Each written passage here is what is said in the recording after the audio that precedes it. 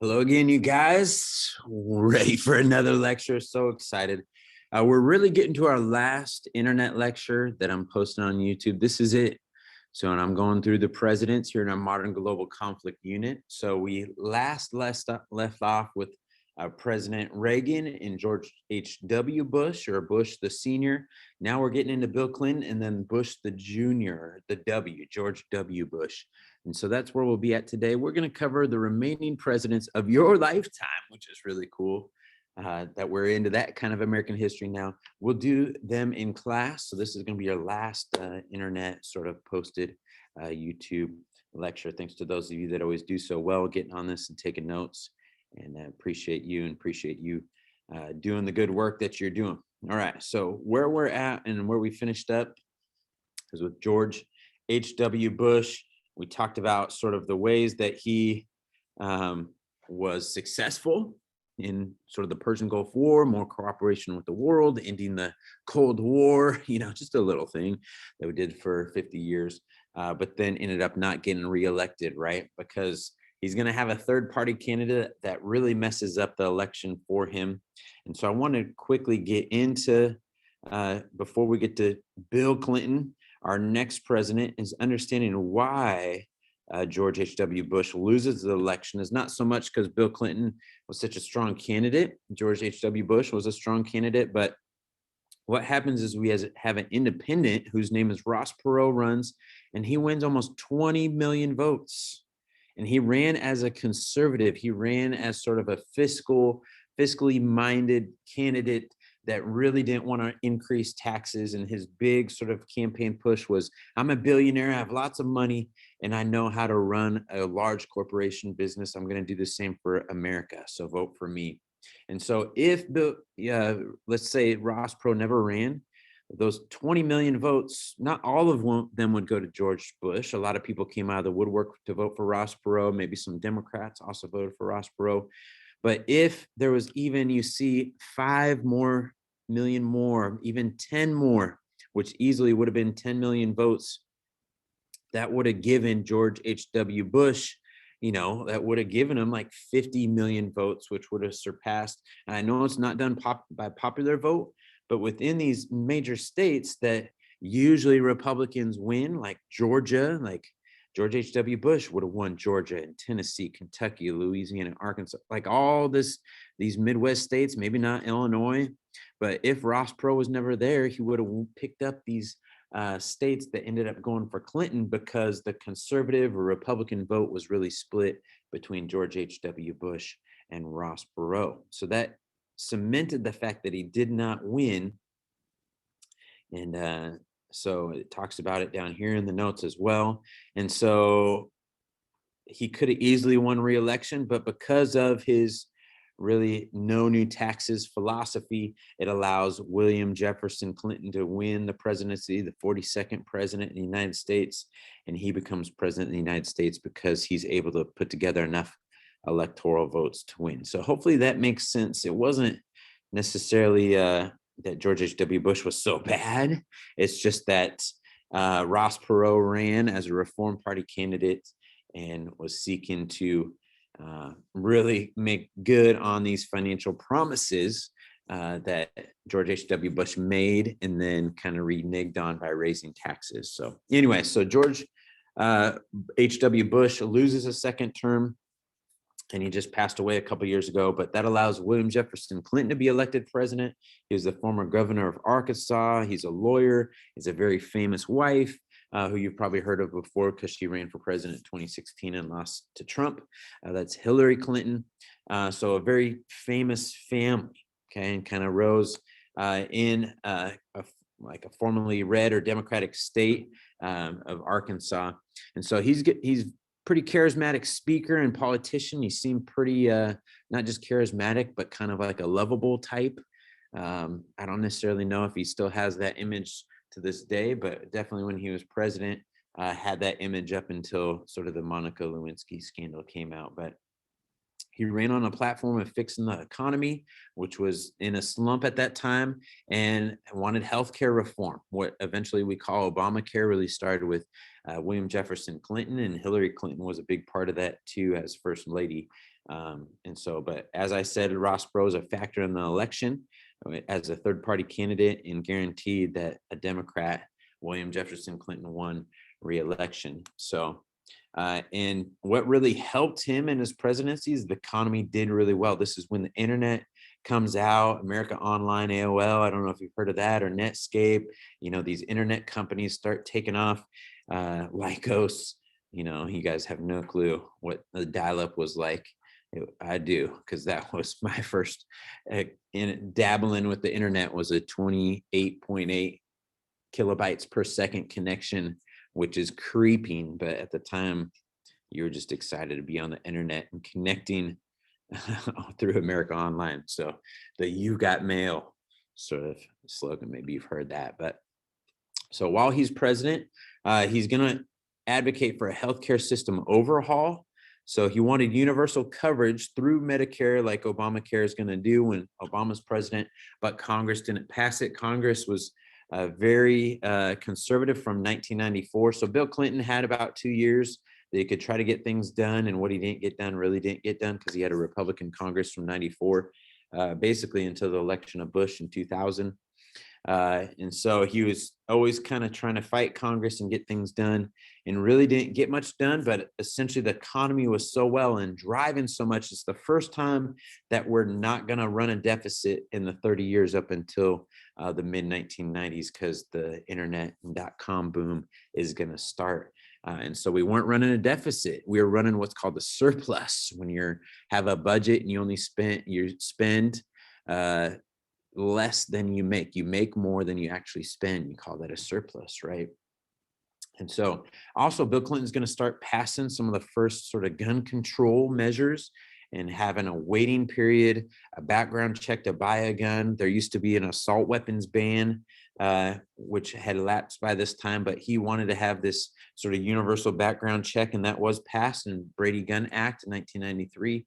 And Democrats ever since then have always tried to have more controls on guns, more gun control, okay? And sort of the epitome of that happened in 1999, which at that time was the worst school shooting at the time. Is it still? I don't know if it still is actually the worst that's happened. Maybe the Florida one a couple years ago. Was that one worse? I can't even remember. But Columbine happened in 1999, where 2 students went in to their Columbine High School near Denver, Colorado, and opened up and made some handmade grenades. And I believe it was a dozen students ended up perishing through that school shooting. And so that started, really, it wasn't the first. Actually, one of the first was here in Washington State in Moses Lake. One of the middle schools in Moses Lake was credited as being one of the first school shootings that happened in the 90s. But it started sort of this wave, right, of school shootings that we've seen even continuing to this day. One of his most controversial policies is what's called "Don't Ask, Don't Tell," where if you're gay or homosexual, lesbian, serving in the military, you can just don't tell anyone that you're homosexual, and then no one's going to ask you. So it's just kind of like this Uncle Sam, you're serving, but don't tell anyone. And we're going to see President Obama overturn this. He's going to say this is an infringement on human rights, that you can't be who you're supposed to be. And even in the military, you can serve. And now you can be openly gay, homosexual, lesbian, and serve in the military. Foreign policy wise, he's going to see a lot of struggles and a lot of what are we going to do in the world? That's Bill Clinton, because the ending of the Cold War is going to lead to new clashes. Because the Cold War, it's going to be the U.S. versus USSR sort of struggle. You're either with us or you're with the Soviet Union. And so that's going to control basically every country and sort of the issues that they have. But once there's no Cold War, no America being like, hey, you're lockstep with us, or the Soviet Union, hey, you're lockstep with us, and those big powers leave, and then it kind of leaves this vacuum of power or different groups that are trying to reorient their borders and their government systems. And so we see ethnic tensions rise in the 90s, especially Bosnia, Kosovo. With the breakup of Yugoslavia in the early 90s, it's going to create a lot of tension because there's a lot of ethnic groups there in the Balkans. And we actually send in forces through NATO, American forces in NATO in the early 90s to go try to keep the peace there, which really doesn't do much. So we're also going to involve ourselves in Somalia. If you've seen the movie Black Hawk Down, it's where we're just trying to control some of the warlord fights that are happening in Mogadishu, the capital city. It ends up in several Americans dying there. We're going to have sort of a new foreign policy against Korea, where we just want to shut them out from China, and single them out from China. They don't have the Soviet Union to back them anymore, so they're kind of on an island on their own, and still to this day are very much that way. So, but Bill Clinton was really the first president to be like, hey, I'm not talking with you until you start getting less crazy. And they didn't. So, yeah. And then Bill Clinton's going to sign NAFTA, the North America Free Trade Agreement. So here it's America, Mexico, Canada. That's North America. Yeah. And we're going to work together and abolish sort of trade restrictions. And the WTO, World Trade Organization, is created, which allows for increasing business and globalization, the spreading of ideas and products around the world. So all under Bill Clinton. So in essence, his great successes is economic recovery. When he gets elected, the economy wasn't great. Then, through the internet and the launching of the .com boom, and then bubble bursting, which does in the early 2000s, but it's a boom in the 90s. We're going to see tremendous economic success and opportunity.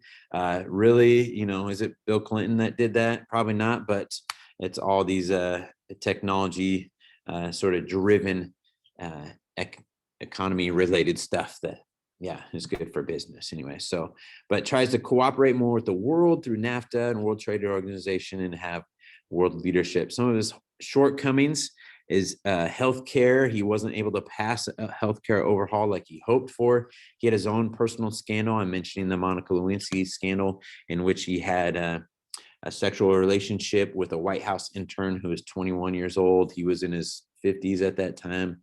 So not the best optics, but the worst thing about it for Bill Clinton was that he lied about it under oath in front of Congress, said, I did not have sexual relations with that woman, which in fact he did, because his DNA was found on Monica Lewinsky's dress. So he did end up fact lying. He went through the impeachment process, but was impeached by the House, but was not removed from office by the Senate. No president has ever gone through that part. Okay, so here's his popularity, and he had a little action on. He's been criticized that he did not do more to help sort of humanity or the world throughout the world through these increasing ethnic clashes with the end of the Cold War. So he's been criticized for that too. But you see his popularity goes down, then up. So he stays like in this 40, 50, and then in his second term, so here's his reelection. He defeats a really old Republican at the time named Bob Dole, who's not alive anymore, but defeats him pretty soundly. Then his popularity continues to go up even after the Monica Lewinsky scandal, which breaks here. His popularity goes up, which is really weird. And then he's acquitted of perjury, of lying in the Senate trial. And so he still stays fairly popular. He's still kind of fairly popular, although his wife isn't as popular as Bill Clinton is. There's all these allegations of continued impropriety by Bill Clinton, but him and his wife continue to stay together and kind of be like a power political couple in Washington, D.C. and the world. So, and their Clinton Foundation makes millions of dollars that they use to help the world. And there's allegations of abuse of that money too. So that's his popularity. So that brings us to our next and last president we'll talk about, and that's George W. Bush, the junior, or the W. His father is H.W., a previous president. So they become the second sort of father-son tandem, that being John Adams and John Quincy Adams. So we have George H.W. Bush and George W. Bush. And George W. Bush is still alive, just like Bill Clinton is. So the GOP, the Republican Party, needed a candidate who would unite the party and appeal to kind of moderate Democrats, sort of independent voters. And so they thought George W. Bush would be that, and he has a famous name. So why don't we throw him out and have him be the candidate? So he won the primaries and stuff and got through and ended up being the guy. Well, he's going to get help. So don't cry for George H.W. Bush's dad, because George W. Bush is going to win from kind of the same effect that allowed his dad to lose with Ross Perot's involvement. Because there's a third party candidate. His name is Ralph Nader, who runs. He didn't win even near the vote amount that Ross Perot did, but he's going to be that third party candidate that kind of messes things up for Al Gore. Al Gore was running for president in 2000. And so Al Gore actually received more votes than George W. Bush. It's called winning the popular vote. We've seen that happen in your lifetime too. Here's the re-election of Bill Clinton, which has it gone on? No, still waiting for the internets. Oh, wheel of death. Okay. So this is Bill Clinton's re-election, a pretty easy victory against Bob Dole. Ross Perot ran again and didn't have 20 million votes, but had 8 million. Again, Robert Dole could have used those 8 million to lead in the vote count probably, but maybe he probably won't have come close in the Electoral College vote still. So, because the popularity of Bill Clinton's first term. All right, so but getting to the 2000 election, it was very close. It was our most closely contested Electoral College election that we've had in modern history. You see, George Bush was 271. You need 270 to win, and Al Gore was 266. And so it all came down to Florida, where they had several recounts, and then the famous Supreme Court case called Bush versus Gore, in which the Bush campaign was trying to stop the recounts, and the Supreme Court sided after 3 recounts with the Bush campaign and said, yeah, the election is over. Where's the tally at? Oh, Bush is ahead in Florida. It was by, does it say in the notes how many votes he was ahead in Florida? No, close totals in vote in Florida. Yeah, so yeah, ends up being very closely contested. It didn't say in the notes. But Ralph Nader had almost 3 million votes and was a very liberal candidate. So if he had not been in Florida as a candidate, most of those Florida voters would have voted for Al Gore. He would have won Florida and therefore won the presidency, or maybe another couple of these states that were closely contested. So don't feel bad for George W. Bush, because he kind of got revenge for his dad, who lost because of Ross Perot to Bill Clinton. So, all right. So very closely contested election. And yeah, and then we get a new president. We swing from a Democrat to a Republican again, which with George W. Bush. And in his presidency, here is what he is going to accomplish domestically. He's going to be the major driver, and he's going to have a Republican Congress for some of his time as president, about half his time, a Republican majority. And so he's going to sort of reform education through what's called No Child Left Behind. So a lot of the testing that we have in our state, a lot of the testing we have nationwide to see, have students met a certain objective? Can they graduate? It's tied to graduation, those test scores, like it was in Texas when I taught there. So it came through the No Child Left Behind Act when George W. Bush was president. So the idea was, if schools or students, but especially the schools, aren't meeting sort of the target sort of threshold to be passing, and we're trying to compete in the rest of the world, and the rest of the world is killing us in education, then they're going to lose federal funding. A lot of liberal states hated this idea, including Washington, although we did start standardized testing like SBAC and a lot of those tests that you need to pass in order to pass classes and get credit to graduate came through the No Child Left Behind. So he's also going to cut taxes. So the federal budget went from a surplus of $100 billion, where we're not spending that in 2001, his first year as president, to a deficit the very next year because he was cutting taxes. And also 9/11 happened within his first year as president too, which is not going to help the situation when we are launching a full-scale war in Afghanistan to find Osama bin Laden. He's going to start a faith-based initiative, which is giving federal money to religious groups that are fighting social and humanitarian problems in America, which was controversial at the time. But if groups are helping out, Americans, it shouldn't matter where the money is coming from, right? Except other people would say it's a violation of the separation of church and state. He's also going to pass the Patriot Act after 9/11 to try to stop terrorism from spreading here within the country. So it allows sort of our security agencies to wiretap you, listen to you, and see if you are actually a terrorist. And so people were very critical of Bush, but then when Obama became president, he reauthorized the Patriot Act again, and kind of it's a ongoing thing in the background that people don't really talk about, but it's still there, that you can be surveilled by the government.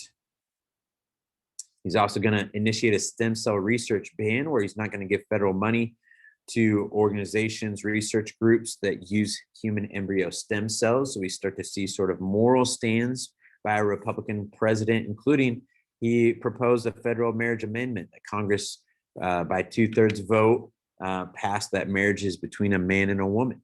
He knew it wasn't going to get passed, and it wasn't because Congress was necessarily not in favor of it. They couldn't get the 2/3 majority. They didn't even have a majority to pass it, but it was kind of just a moral stand to say, hey, this is what the Republican Party is standing on, which did George W. Bush get reelected pretty easily in 2004 again.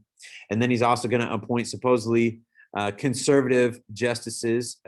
John Roberts, he named Supreme Court Chief Justice over the death of William Rehnquist, who passed away. He was the previous Chief Justice. And John Roberts really hasn't been that conservative. He's been pretty moderate. And so, yeah, the Republicans have generally been mad at him because he has allowed things like Obamacare to continue to be on the books and be legal under the Constitution. And he also appointed Samuel Alito, who's been fairly conservative. Okay, he's also going to be the president when 9/11 happens, which we might talk about in class. The terrorist act against us using airplanes to fly into our buildings killed 3 million Americans. And as a result, we launched a wide war against Afghanistan, which is ratcheting down now. We also launched a war in Iraq in 2003 because we thought that Saddam Hussein, the leader of Iraq, was going to be sponsoring terror in the Middle East that could also target us too, and had weapons of mass destruction to do that. So we're going to launch this war on terror after 9/11, which is the only reality that you know now, which is pretty incredible. But again, 9/11 is going to happen. We were looking for Osama bin Laden. We were looking all the way up until, 2010, when finally we found Osama bin Laden and assassinated him in Pakistan in a secret mission launched by or authorized by President Obama. And so George W. Bush never found Osama bin Laden when he was president. But we also see the overthrow of Saddam Hussein in Iraq in 2003, as we were there looking for weapons of mass destruction, which we did not find. But we captured Saddam Hussein. He was eventually hung. And then we helped set up a democratic government there that's still there, but is still mired in kind of ethnic clashes in Iraq. And so we technically have servicemen and women there, but not as in an active military role in Iraq. So here's his popularity. His successes was education reform and the strength after 9/11, and created Homeland Security and protected America. We didn't have another major terrorist attack coming at us, really. Like 9/11, his shortcomings was international cooperation, like going into Iraq. He did that with us and Great Britain and not many other major coalition forces, because other countries like France, for instance, were like, we're not going there. You can't prove they have weapons of mass destruction, even though that's what the security community said at the time. And then he was still looking for Osama bin Laden, never found him. He was criticized for his handling of Hurricane Katrina, which sort of devastated New Orleans in 2005. I helped go there and try to rebuild afterwards. So great experience for me, except not for the people in New Orleans. But anyway, so he was criticized for his handling of that. So you see his popularity really high after 9/11, really the highest of any modern president, because we were under attack. And so we rally around our leader and our president, and then starts to slip all the way. He does get elected to a second term over John Kerry, who's now our current, our environmental envoy around the world under the Biden presidency. And he was our former Secretary of State under President Obama as well. But so you see Bush's popularity continues to wane, which doesn't help his next Republican trying to win the presidency in 2008, John McCain, against Obama. His popularity doesn't help him. So here's Truman. So this is after FDR dies. Again, everyone's rallying around Truman. We're still in World War II. And then his popularity is all over the board. Then Eisenhower stays really popular. He stays above 50% the whole time, which is very well regarded. Kennedy stays up there, but then gets assassinated. So he never really gets a chance to decrease in popularity, which every president does after they're elected. Johnson, you see, very unpopular with his handling of the Vietnam War. Nixon, okay, he's not Johnson. And then Watergate allegations come out. That's why he plummets. Ford, he takes over for him and then pardons Nixon. Carter ends up being pretty unpopular. Reagan, he dips when the economy is diving and then shoots back up. And then George H.W. Bush is vice president, very high. This is through the Persian Gulf War, again, rallying around our leader, our president. And then Bill Clinton, steadily high. Okay, he's not as high consistently as Eisenhower, but stays pretty up there. And then George W. Bush, this is 9/11, as we were just seeing, and then kind of tanks on his way out of office. So that brings us to President Barack Obama, who we'll talk about in class and get a lecture on. So this was our lecture on these two presidents. So keep track of what they did during their presidencies. You'll be quizzed and tested on this. And thanks for tuning in. I will end it and let you leave after 25 minutes.